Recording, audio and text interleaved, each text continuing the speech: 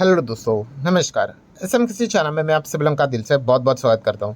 सो दोस्तों, आज के दिन का आखिरी वीडियो है और इम्पोर्टेंट बहुत सारे अपडेट्स है, उसको कवर यहाँ पे करना है क्योंकि आज के दिन बहुत बड़ा इवेंट भी देखने को यहाँ पे मिला है। तो चलिए स्टार्ट करते हैं। सबसे पहले अगेन फॉर्मेलिटी के साथ क्या चल रहा है अमेरिकन बाजार में, तो सिर्फ तेज़ी ही चल रही है। जो शुरुआत में ज़बरदस्त बढ़ोतरी यहाँ पे अमेरिकन बाजार ने पाई थी वो अभी भी उन्होंने रिटेन करके रखी है। अभी वीडियो बना रहा हूँ तभी तक की स्थिति है। सो आप देख सकते हो 3.25% तक डाउ जोन्स हम लोग को तेज़ी में चलते हुए देखने को मिला, नियर बाय 1400 पॉइंट की तेज़ी। नैस्डैक की क्या हालत है, सेम वैसे 2.5% की तेज़ी नज़र यहाँ पे आ रही है। और हमारे एडीआर क्या कर रहे हैं, तो इन्फोसिस का एडीआर 3.25% ऊपर, आईसीआईसीआई बैंक का एडीआर लाल निशान में, विप्रो का एडीआर भी 4.5% ऊपर है, एचडीएफसी बैंक का एडीआर ठीक ठाक चल रहा है। दैन डॉक्टर रेड्डीज़ के एडीआर की बात करें तो ये भी 4-4.25% यहाँ पे ऊपर है। यात्रा ऑनलाइन की बात करें तो थोड़ा सा गिरावट देखने को यहाँ पे मिल रहा है। देन अगर हम लोग यहाँ पे बात करेंगे दोस्तों, तो कुछ कंपनीज से रिलेटेड, जैसे कि ये जो कंपनी हम लोग को देखने को मिल रही है एड्राइट इन्फोटेक लिमिटेड, 10% के आसपास सर्किट लगते हुए देखने को यहाँ पे मिल चुका है, ठीक है। और उसके पीछे के अगर हम लोग बात करें तो ये कंपनी के Q2 के नंबर्स, यस फिलहाल तो नंबर का सीजन जारी है, इसी चीज़ के चलते रिएक्शन देखने को मिल रहा है। नेक्स्ट ये जो कंपनी आप लोगों को देखने को मिल रही है 10% का सर्किट लगते हुए देखने को मिल रहा है, और इसके पीछे का रीज़न है 40 करोड़ का कॉन्ट्रैक्ट इस कंपनी को मिलते हुए देखने को यहाँ पे मिल चुका है। ओवरऑल कंपनी का साइज़ ही अगर आप देखोगे मार्केट कैप के हिसाब से 60 करोड़ और कॉन्ट्रैक्ट का साइज़ ही 40 करोड़ है, तो तेज़ी तो बनता ही है। यही चीज़ हम लोग को देखने को यहाँ पे मिल चुकी है। एनवीडिया की अगर हम लोग बात करेंगे दोस्तों, तो एनवीडिया ने फाइनली एप्पल जैसे बड़ी कंपनीज को भी यहाँ पे हरा दिया है। यस, मार्केट कैप के हिसाब से हराने की मैं बात यहाँ पे कर रहा हूँ। सो मार्केट कैप एनवीडिया का आप देख सकते हैं 3.56 तक जा चुका है, एंड एप्पल का मार्केट कैप फिलहाल आप देख सकते हैं 3.39 है। सो हम कह सकते हैं एप्पल से भी बड़ी अभी एनवीडिया ये कंपनी हम लोग को बनती हुई देखने को यहाँ पे मिल चुकी है। सेमीकंडक्टर की बात करें, चिप की बात कर ले, आर्टिफिशियल इंटेलिजेंसी की बात कर ले, ठीक है, फ्यूचर ओरिएंटेड बिजनेस है। इसी चीज़ के चलते एनवीडिया का जो बोलबाला है वो अभी भी हम लोग को बरकरार रहते हुए देखने को यहाँ पे मिल रहा है। सो आगे बढ़ेंगे दोस्तों यहाँ पे गोल्ड से रिलेटेड, तो फिलहाल हम लोग को क्या देखने को मिल गया, अमेरिका का इलेक्शन देखने को मिल गया। डोनाल्ड ट्रंप आते ही उन्होंने सबसे पहले जो बहुत कुछ हाईलाइटेड पॉइंट्स बोले थे विक्ट्री स्पीच, उसमें सबसे इंपॉर्टेंट पॉइंट कौन सा था, उन्होंने बोला कि यूएस खुद के ओर से कोई वॉर स्टार्ट नहीं करेगा, और जितने वॉर चल रहे हैं उनके ओर से तो पूरी कोशिश रहेगी कि उसको वो रोक सके। सो अगर ऐसा होता है तो गोल्ड हम लोगों को नॉर्मल होते हुए देखने को यहाँ पे मिल सकता है। गोल्ड के प्राइस धीमे धीमे करके नीचे यहाँ पे आ सकते हैं, बिकॉज जब भी दुनिया में डिस्टर्बेंस होता है हर कोई सेफ इन्वेस्टमेंट की ओर बढ़ता है, और सेफ इन्वेस्टमेंट दुनिया में और कोई है नहीं गोल्ड के अलावा। सो डोनाल्ड ट्रंप जैसे यहाँ पे आ चुके हैं तो उन्होंने बताया कि वो डिस्टर्बेंस वाला माहौल नॉर्मल कर देंगे, पीस लेकर आ जाएंगे, कोशिश रहेगी। तो इसी चीज़ के चलते जो रिस्की असेट क्लास है वहाँ पे लोगों का रुझान बढ़ते हुए देखने को मिल रहा है, एंड इसी चीज़ के चलते बिटकॉइन ने अब आज देख सकते हो 7.5% से ज़्यादा की तेज़ी यहाँ पे दिखा दी है। तो ये पूरा जो माहौल है वो अमेरिका के इलेक्शन के रिजल्ट के चलते देखने को मिल चुका है। ईरान की अगर हम लोग बात करें, इनका टेंशन बढ़ते हुए देखने को मिल चुका है, एंड ईरान की जो करेंसी भी है, ठीक है, वो ऑल टाइम लो तक हम लोग को नीचे जाते हुए देखने को मिल चुके हैं, बिकॉज ऑफ डोनाल्ड ट्रंप वापस दोबारा चुनकर यहाँ पे आ चुके हैं इस चीज़ के चलते। वैसे देखा गया तो भाई हमारा भाई इंडियन रुपी लगातार वीक ही होते जा रहा है, जो कि आप देख सकते हैं, हम भी ऑल टाइम लो पे ही फिलहाल तो चल रहे हैं, बिकॉज डॉलर लगातार मजबूत यहाँ पे होते ही जा रहा है। तो हमारे लिए भी ये बुरी खबर है, ये पॉइंट हम लोगों को पता होना चाहिए। ऑयल इंडिया लिमिटेड की बात करेंगे तो लगभग 6%, 6.25% की तेज़ी देखने को मिल गई। उसके पीछे का रीज़न था कंपनी के Q2 के नंबर, एंड 3 रुपये का डिविडेंड भी कंपनी ने अनाउंस यहाँ पे कर लिया है।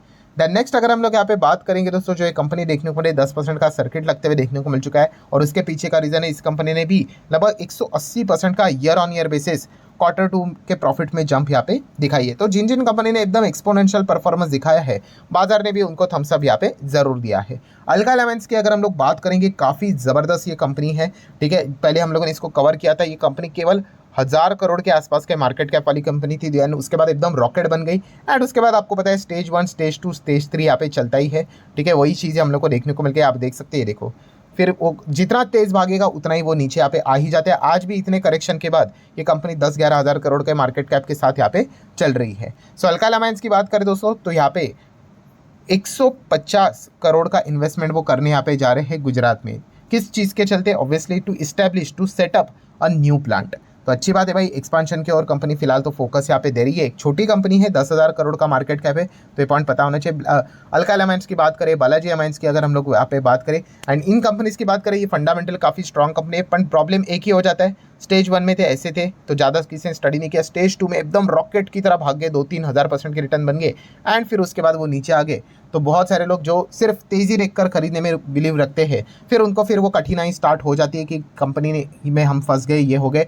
तो अगेन कह रहा हूँ दोस्तों, कंपनियां खराब नहीं होती है, आपने अब टाइमिंग देखना है एंड अगर आप B=B का फॉर्मूला नहीं फॉलो करोगे तो आपको ये तकलीफ बार बार होने वाली है। शेयर के नाम बदलते रहेंगे बट पैटर्न वैसे ही चलता रहेगा। ठीक है, मैंने बीच में एक वीडियो भी बनाया था जहाँ पे आपको कहा था कि अगर आप अपने पोर्टफोलियो के रिव्यू करो, अगर आपके पोर्टफोलियो में कोई शेयर है, ABCD नाम का कोई भी है, XYZ नाम का कोई भी शेयर है एंड अगर कोई स्टॉक ऊपर से 40% डाउन है, कोई 50% डाउन है, कोई 30% डाउन है, कोई 25% डाउन है, अगर आपके पोर्टफोलियो में ऐसे बहुत सारे शेयर्स हैं तो डेफिनेटली आप कंपनी को सिर्फ और सिर्फ तेजी देखकर ही खरीद रहे हो। मतलब क्या कंपनी ऐसी रहेगी, स्टेज 1 में नहीं खरीद रहे हो, स्टेज 2 में रॉकेट बन गया तो आप उठा रहे हो माल और फिर वो नीचे आता है तो वो 20-30-40% नीचे आती है। तो ये प्रॉब्लम आपको खुद से ही सॉल्व यहाँ पे करनी पड़ेगी। आप रैंडमाइजेशन इमोशनल होकर अगर बाइंग डिसीजन लेते रहोगे तो आप शेयर बाजार में अटकते रहोगे। अपोलो हॉस्पिटल की अगर हम लोग यहाँ पे बात करेंगे दोस्तों, आज के दिन कंपनी के नंबर थे। रेवेन्यू की बात करें 15% year on year basis jump है। वहीं पे नेट प्रॉफिट की बात करें तो 379 करोड़ का नेट प्रॉफिट दिखाया है, 63% की जंप हम लोग को देखने को यहाँ पे मिल चुकी है। आगे बढ़ेंगे दोस्तों तो डेल्टा कॉर्प पे तो आपको पता ही है सरकार ने GST यहाँ पे लगा दिया है 28% का। 28% का GST प्रॉब्लम नहीं है, प्रॉब्लम क्या है, यस जब से GST लागू हुआ है तब से उन्होंने बोला है कि आपको 28% देना पड़ेगा रेट्रोस्पेक्टिवली। सो इस चीज़ के चलते जो लायबिलिटी निकल कर आती है, कंपनी का साइज़ कितना है, आज अगर ये कंपनी बेची जाएगी तो 3,200 करोड़ ये इसका वैल्यू है और कंपनी की ओर मांगा जा रहा है 20,000 करोड़ से भी ज़्यादा। ठीक है, कहाँ से लाएगी कंपनी इतना पैसा। ठीक है, तो इसी चीज़ के चलते कंपनी की हालत ख़राब हो चुकी है। आप देख सकते हैं कंपनी ने प्रोविजनिंग सारी चीज़ें करके रखी हुई, contingent liability and all that, and company का फिलहाल का नेट प्रॉफिट 60% तक नीचे यहाँ पे आ चुका है। तो ये तो होगा ही भाई, अभी कमाएंगे क्या, बहुत ही मुश्किल है। टाटा स्टील की बात करेंगे, मोस्ट सिक्लिकल स्टॉक देखने को मिल जाता है। एक ज़माने में प्रॉफिट देख सकते हो आप यहाँ पे मतलब एकदम ही हायर लेवल के प्रॉफिट फिर नीचे आ जाते हैं। अभी आप चेक कर सकते हैं इस वक्त का प्रॉफिट कंपनी का 833 करोड़ का प्रॉफिट है वर्सेस 6,000 करोड़ का लॉस। इतना कैसे डिफरेंस आता है, तो बोला ना सिग्निकल ऐसे ऐसे कंपनी के दाव यहाँ पे हम लोग को चलते हुए देखने को मिल जाते हैं। मोस्ट इंपॉर्टेंट चीज़ ये है कि कंपनी ने प्रॉफिट को यहाँ पे क्या किया है, एस्टिमेट्स को यहाँ पे बीट किया है।